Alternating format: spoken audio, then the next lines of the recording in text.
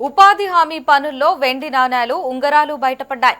సిద్దిపేట జిల్లా మద్దూరు మండలం నర్సాయపల్లి గ్రామంలో ఉపాధి హామీ కూలీలు గ్రామ శివారులో కందకాలు తవ్వుతూ ఉండగా పురాతన కాలానికి చెందిన చిన్న బాక్స్ బయటపడింది.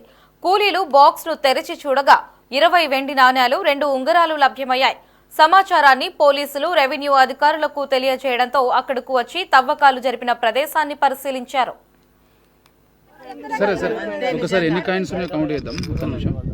ప్రచారం అంటే వాస్తవానికి అదే వెళ్ళింది. మరి ఇప్పుడు నాకు కూడా నా బంగారం అవి కాయిన్స్ వెళ్ళేయడం నాకు నలుగురు చేసిరంట.